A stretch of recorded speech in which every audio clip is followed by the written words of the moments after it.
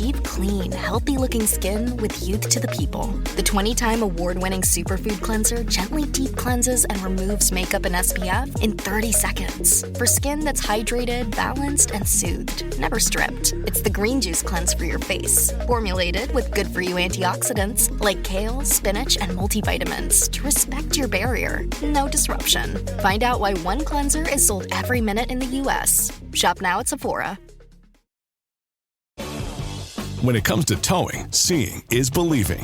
That's why Chevy Truck's advanced camera technology offers up to 8 available cameras for 14 unique views, so you can focus on the view that really matters. Chevrolet, together let's drive. Learn more about Chevy Trucks at Chevy.com. Safety or driver assistance features are no substitute for the driver's responsibility to operate the vehicle in a safe manner. Read the vehicle owner's manual for important feature limitations and information. This episode is brought to you by Allstate. Some people just know they could save hundreds on car insurance by checking Allstate first. Like, you know, to check you have the tickets in your wallet first before you drive 2 hours to the big game. Seriously, you had one job. Now the closest you'll get to the 50-yard line is parking lot D. Yeah, checking first is smart. So check Allstate first for a quote that could save you hundreds. You're in good hands with Allstate. Savings vary. Terms apply. Allstate Fire and Casualty Insurance Company and Affiliates. Northbrook, Illinois.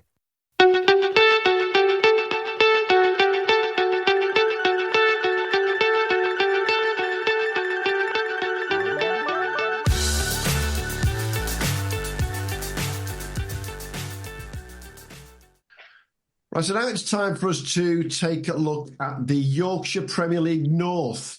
There's 4 leagues in Yorkshire, as most people who listen to this podcast will know.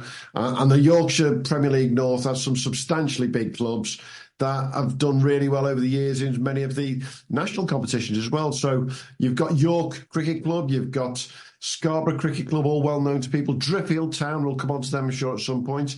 But join us today to preview the season from... I'm going to say it outright, and I don't mind saying it, and I'll probably get all kinds of pelters. I think one of the best clubs on social media in the whole of the UK. From Woodhouse Grange, we've got the skipper, James, otherwise known as Jimmy Finch. How are you doing, mate? Very well, thank you. Keep your eyes peeled to social media. We've got a big announcement next week, which is going to be really good. Another one? Yeah. Does your social media guys ever get bored of it? He's unbelievable, isn't he? But yeah, this will be a first for club cricket. Less an announcement and more a number of videos, but something to be excited about, definitely. If it's a first for club cricket this season, it's probably the first team to play on a grass wicket this season. That's no, hang on a minute. Let's get one thing straight. Our friends at Driffield managed to get a game in last weekend, remember, Hugh? Jimmy's dead jealous about that one, aren't you? Yeah. Very much so. Yeah, you. I think you were telling me you live pretty close to Driffield and you couldn't believe they were getting a game on, isn't it? Yeah, I live in a small village just outside. Actually, my in-laws live on the boundary, and amazing. You could have played cricket at Driffield about 3 months ago. The ground looks unbelievable. Well, on that note, we'll move on to what's going to happen this season, shall we? So, hey, let's go through what we're going to do with everyone on all the leagues. So let's look at the main movers over the winter. There's been a number of new players coming around and moving around the league, obviously. But from your perspective, Jimmy, who's been the ones that have stood out? Yeah, quite a few clubs have made a good few signings. Woodhouse Grange, to be fair, have done with Lee Goddard, Freddie Collins, Tommy Hudson all coming in, which are good signings.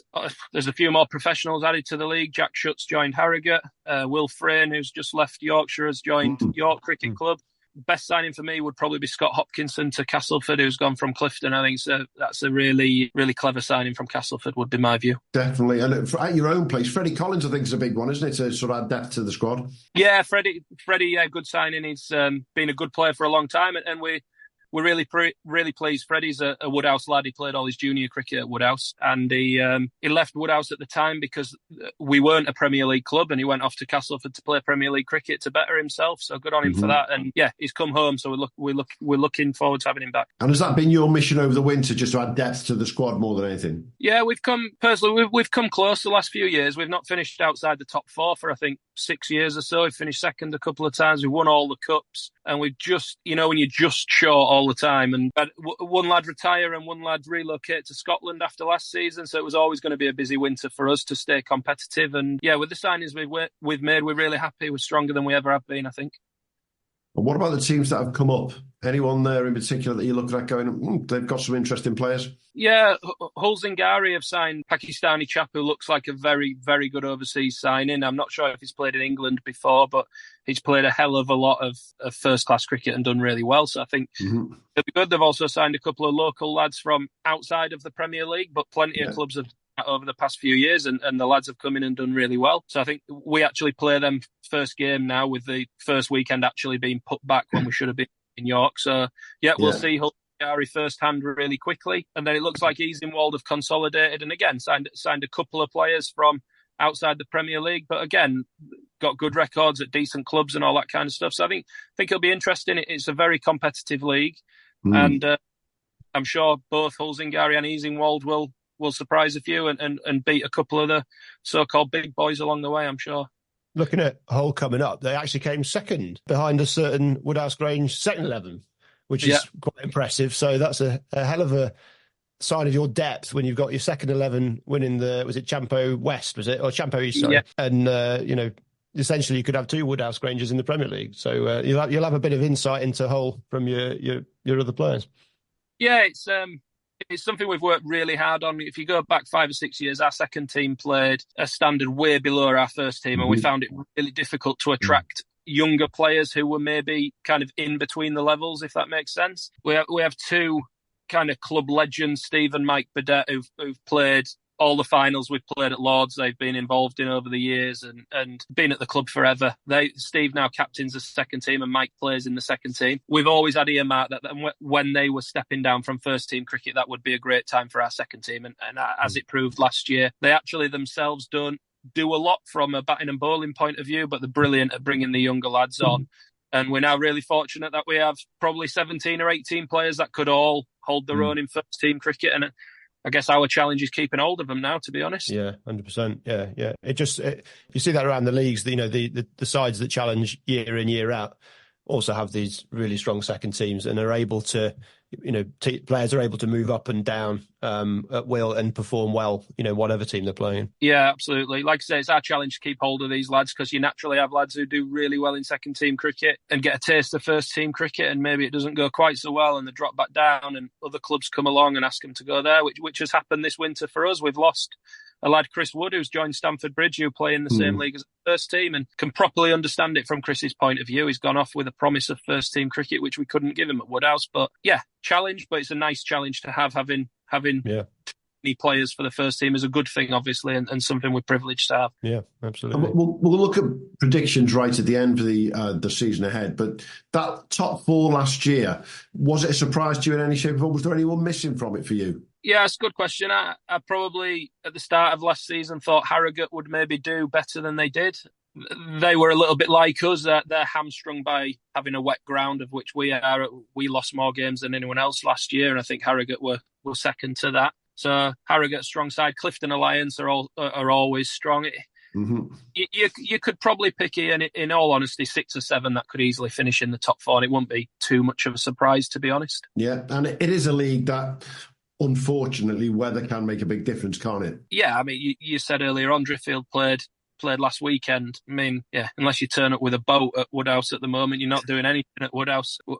We had a Saturday of getting the covers onto the square and had to physically lift them rather than wheel them because they sank into the outfield. So that's kind of where we're. Yeah, it's just a league where anybody can beat anybody. Seze, who finished 9th or 10th last year, they beat Castleford, York and Woodhouse Grange all in the same season and finished 9th. So that kind of shows you how strong the league is when teams can do that. So yeah, it's a good league, and there'll be quite a few who are thinking they've got a chance, and rightly so. Most definitely. And I think one of the things we'll talk about now straight away is you've also got some really quite hot young prospects throughout the league, haven't you? There's some really good talent coming through the league. Who stands out for you amongst the Premier League in Yorkshire North? I think Noah Kelly is pretty exciting at Driffield, to be honest. It'll be probably 3 years, I think he'll have been playing in the Driffield first team now. I think he was about 14 when he first played, and he's gone from a lad, you could always tell he had real potential, but he's now grown into himself a little bit stature-wise. He hits the ball a little bit harder and all that kind of stuff. And yeah, it wouldn't surprise me in the slightest if he played some Yorkshire first team cricket this season, to be honest. He's played quite a bit of Yorkshire second team cricket now, and yeah, when you play the actual first team lads, Finn Bean, Johnny Tatters, Jack Leaning all play regularly in the league. My view would be that Noah's not a million miles off those guys, to be honest. So yeah, he's the one. If you're a betting man, you'd be pinning your hopes on him going through, I would say. Also got Jack Redshaw. I think he's 18. Is that right? The young lad at Scarborough. What's he like? He's decent number of runs last year. Average wasn't incredible, but still very good and for a young lad. Yeah, he's a good player. He is a good player. He bowls well as well. Bowls a few seamers that I would, from what I've seen of him, I'd describe him as a batting all-rounder, but could definitely hold his own with the ball if he bowler. There's a young lad, Matthew Fairbairn at Clifton Alliance, who bats all right and bowls pretty quick. I saw last week he played for Yorkshire second team. I think that's probably for the first time. So yeah, there are a lot of good young cricketers around, and yeah, good on them. It's exciting. It's nice to play these lads, isn't it, before they break in. So yeah, good luck to all of them. Jack Redshaw, 32 wickets with the seamers and 468 runs. So it's good performance there. And Matthew Fairbank, decent, 126 runs and also 26 wickets as well. Yeah, I would imagine Fairbank will do it looks like a lad who will do a lot better than that. So I would imagine he'll have a better stats this season. I've got him at 17 now. So 17, 18, something like that. He's only going to get better and better, isn't he? Yeah, you obviously don't play county second team cricket at 17 unless you're a good player, do you? So do well, I'm sure. What's breeding this? Let's be honest, a pretty decent set of youngsters coming through the league at the moment. Is the junior setups around the clubs all in top tip shape as it should be at the moment? Then, yeah. I'll be quite honest here, and I don't know a lot of the junior systems anywhere but Woodhouse. I know Driffield, because I'm there, they have a very strong junior setup.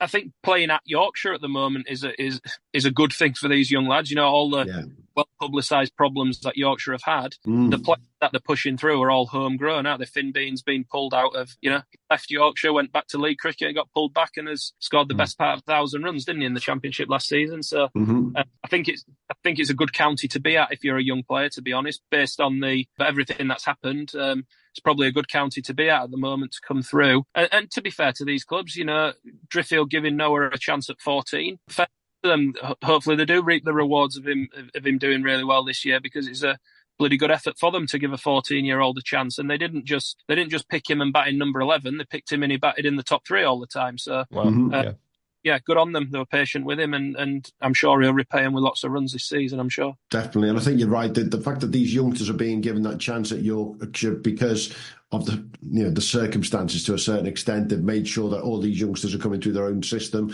Cricket Yorkshire have been huge on what they've been doing in junior development over the last couple of years to try and fill that gap and fill that pathway, haven't they? So it's obviously clearly working for them. Yeah, absolutely. There's loads of good young talent around, and for all the Finn Beans that get picked up and get back into county cricket, there's some bloody good cricketers in the league that are, the league cricketers, but it wouldn't, if they did get the opportunity, they'd do all right. They're decent players. So, it's cricket's strong in Yorkshire, that's for sure.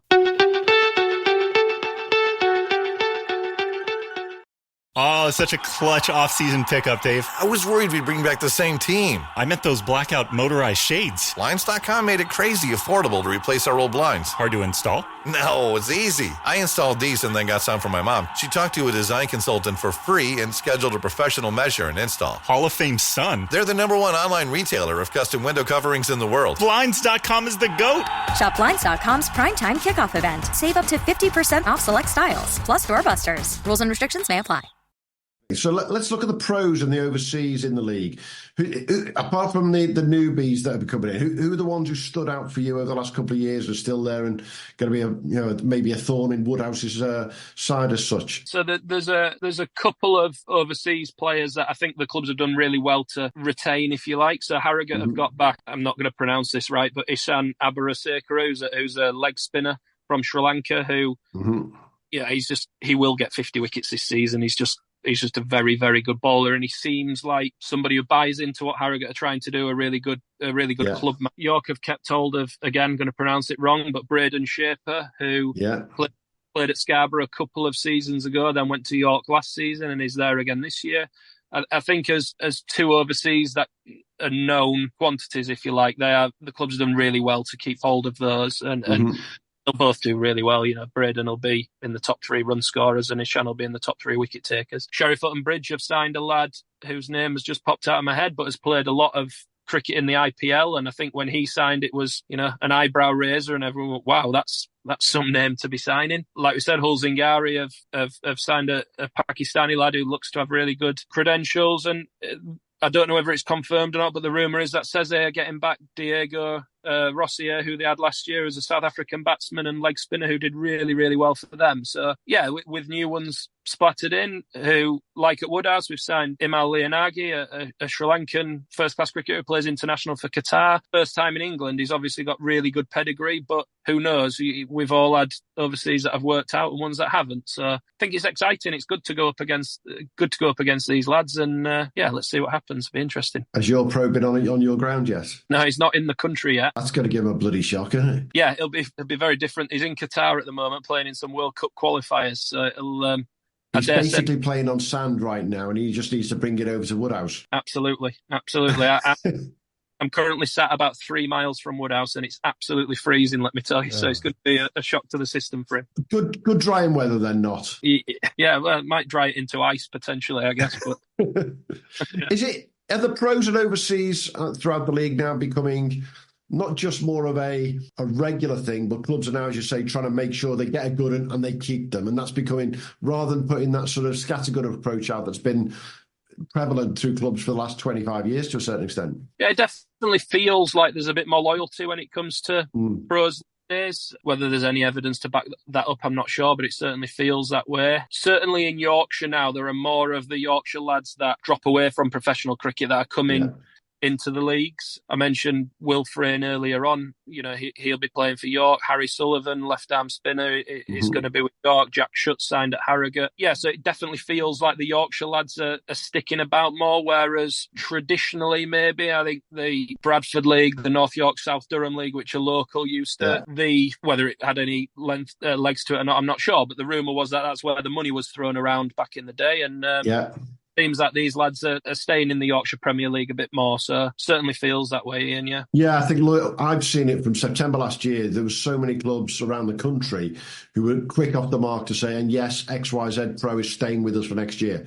I don't think I've ever seen so many of those come out in September, October last year, and clubs certainly saying we want to get ahead of ourselves then. And once you've got your pro or your overseas or both sorted, the rest just follows on, really, doesn't it? Yeah, I mean, Ishan Abesekera, I think he's been at Harrogate since 2019. I think looking at his stats, that's a real long relationship there. Right through COVID, and so it's brilliant to have these guys back. And it's also they just become part of the furniture. Then, I was questioning whether he wasn't overseas based on that sort of record. So it's great that he's come back year after year.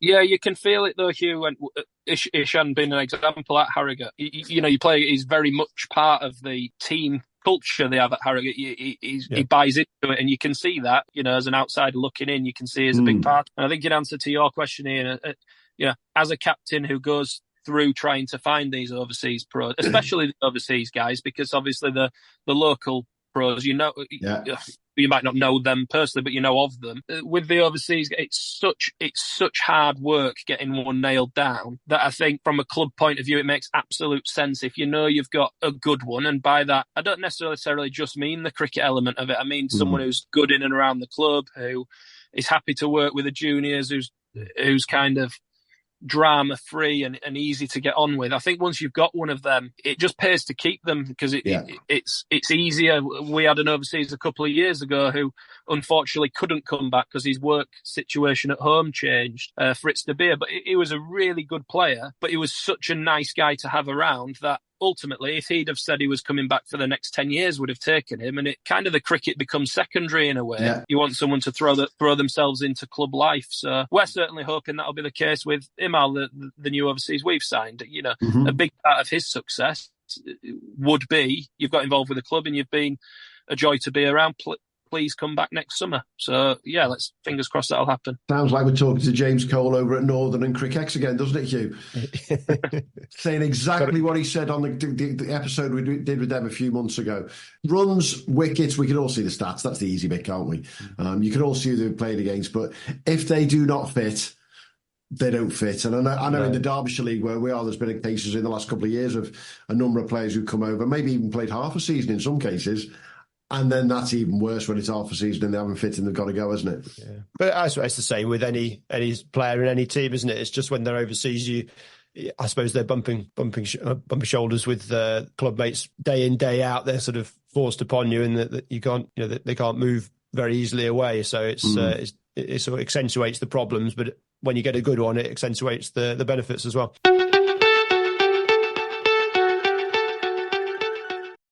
Ryan Reynolds here from Mint Mobile. With the price of just about everything going up during inflation, we thought we'd bring our prices down.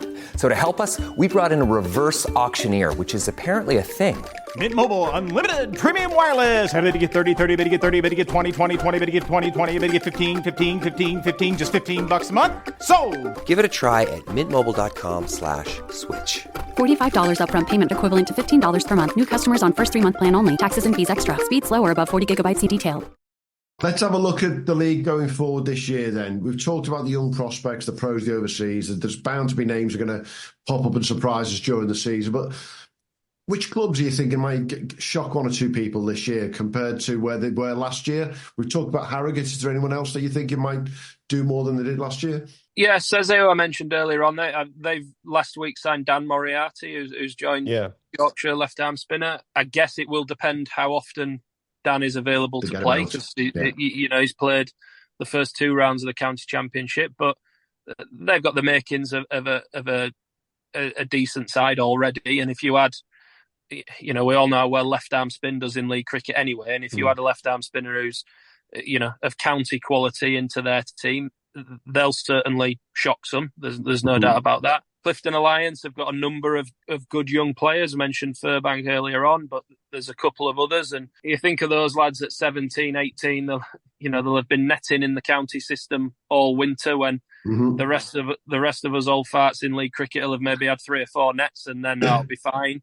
So it wouldn't surprise me if Clifton are a much stronger side than they were. Yes, Stamford Bridge have made a lot of signings. Again, how well will they gel? But ultimately, they've got 5 or 6 players they've signed that the Stamford Bridge guys obviously think are going to enrich their cricket club. So I think it's in real good order. Sheriff and Bridge earlier on, they've signed a really good overseas. They've already got Adam and Mark Fisher, who are the brothers of Matthew, who plays plays for Yorkshire in England. Adam and Mark are fantastic league cricketers, and you add a good overseas into there, and suddenly they've got the backbone of a really strong batting lineup. So yeah, I think it'll be good. I think it'll be competitive. And I think one thing up here will definitely make a difference is how many teams can get blooming games on, because it's going to be a huge advantage to someone being able to play every week when there's going to be a lot of us who, quite genuinely, during the month of May, it's looking pretty drab to get cricket on, to be honest, which I think is a shame for cricket generally. If it is. End of the day, just want to play and the best team win, don't you? So let's see how many people get a game on in the next couple of weeks. Well, the long range. I'm a weather watcher, and the long range forecast in the Met Office is finally turned in our favour. So I think hopefully the next few weeks, even if the pitches aren't necessarily playable, they'll be nearly playable fairly soon. Yeah. So I think I think everything's looking a little bit rosier than it was a few weeks ago. I was going spare a few weeks ago, and I'm not a groundsman, so it's. I really feel for people up and down the league. But just looking at last year, spin did very well in a damp summer. We've got the top 3 leg spinners, off spinner, and a left armer. Is that a regular thing? Is spin dominant every year in the Yorkshire Premier North, or was that an anomaly?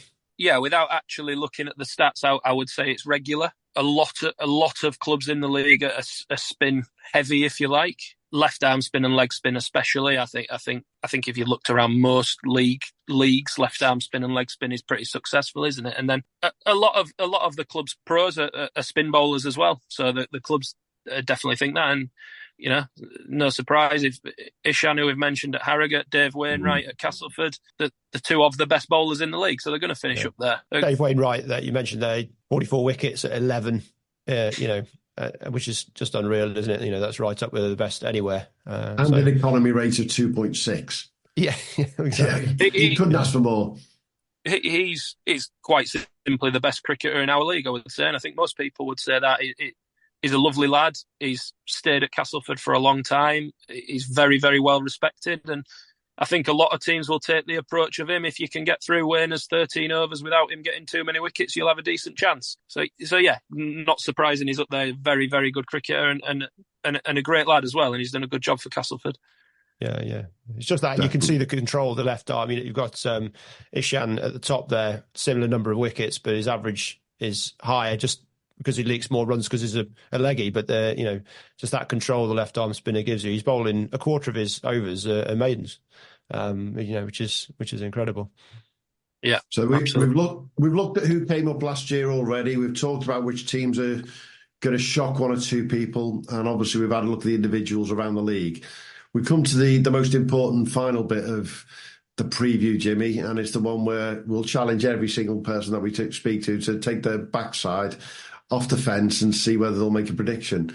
Yeah. Will Woodhouse be in the top 3? Let's start there. Yes. Do you expect this year, though, to be ultra competitive across the league? It sounds like it. Yes. Okay. Who's going to win the league? Whoever finishes above Woodhouse Grange. That is a perfect answer, I think. I like that one, definitely. But you think there'll be 2 or 3 vying for it at the end? Yeah. Castleford is strong, really strong. Scott Hopkinson's a good signing for them into a team that is already very good and won the league last year. Yeah. York have recruited really well and are a strong team. Anyway, York will be in the top 3. Driffield won the league. You'll probably be able to tell me, is it 2 years ago Driffield won the league recently? And have got a core of lads who are Driffield lads who are the type of, we've all played against those teams that will fight to the bitter end and will probably win games that they have no right to win due to their attitude. But that's maybe doing them a disservice a little bit because they have got some really good players in there as well. That's not to say they haven't. So I would think in any order, the top 4 will be York, Woodhouse Grange, Castleford, Driffield in any order. It wouldn't surprise me if any of us won it. But sat here in April, which nobody ever won anything in April, we're pretty confident we'll be there or thereabouts, definitely. Now, asking the important question here, is there going to be another run out of someone celebrating a 50 or celebrating 50 with their mate, as happened at York to Braden Shaper pigging the bails down at, I think, was it against Sesse? Was it against Sesse, was it? Yeah. Which caused national headlines straight after the Johnny Bairstow stumping last year. So it didn't go down very well. No, there's no love lost between Woodhouse Grange and York, definitely. It's funny, Noah told us that was the game to see. Yeah. I'm pretty sure. Well, I would like to think that York would look back on that and be disappointed in themselves. At the time, it was. I think the attitude of a few at the time was if a club was going to be involved in something like that, it would have been York last season. But yeah, I think to be fair to York, the majority came out and said they were disappointed in it. I'd like to think as a captain, if that happened in a Woodhouse game, I'd like to think I'd be strong enough to realise that's not the right way to play cricket. But we all make mistakes and we learn from them, don't we? So absolutely. I would like to think, in answer to your question, Hugh, I'd like to think that wouldn't happen again. Well, and they lost the game, I think, didn't they? They lost the match. So, it was everybody was the loser in that one. It was a great shame at the time, I remember being disappointed in that. I'm just waiting for that tight final at Lords between Woodhouse Grange getting down there again, Hornchurch getting there for the first time, and something happening. You could just, it's going to happen. It happens everywhere, somewhere down the country. It's whether it's being bloody on video or stream these days, isn't it? That's the question. Yeah, absolutely. I mean, the streams obviously create the attention afterwards, don't they? But yeah, like I said, I'd like to think if that's a Woodhouse game, we would have the wherewithal to realise that's not the way to go. But yeah, is what it is, and thankfully Sesse got over the line in that game, so good on him. No such thing as bad publicity. We want, it's sort of promoting club cricket in the most positive sense.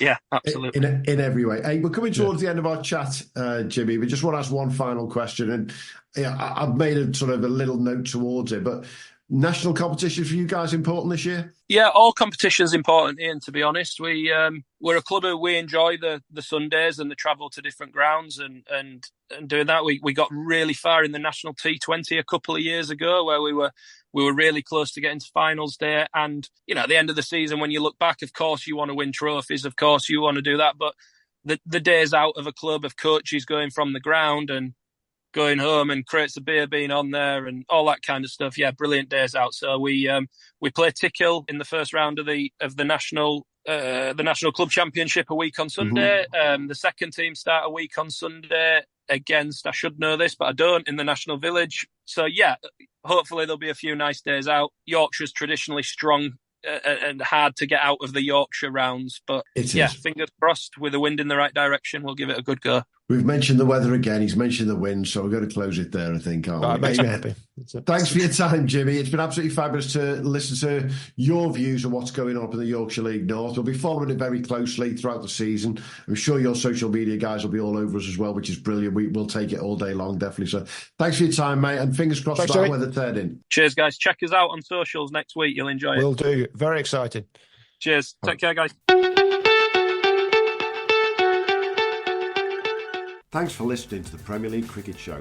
If you haven't already, make sure to hit that subscribe button so you don't miss out on future episodes and stay updated on all the latest news, views and discussions from around the Cricket Premier Leagues. And be sure to follow us on X, formerly known as Twitter, and Instagram at TPL Cricket Show on both. Join the conversation, share your thoughts and connect with us and your fellow Premier League cricket fans. And hey, if you enjoyed the show, why not show us some love? Leave us a 5-star review on your favourite podcast platform, as it helps other potential listeners to find us when they're searching for cricketing podcasts. Thanks again for being part of the Premier League Cricket Show family, and until next time, have a good one.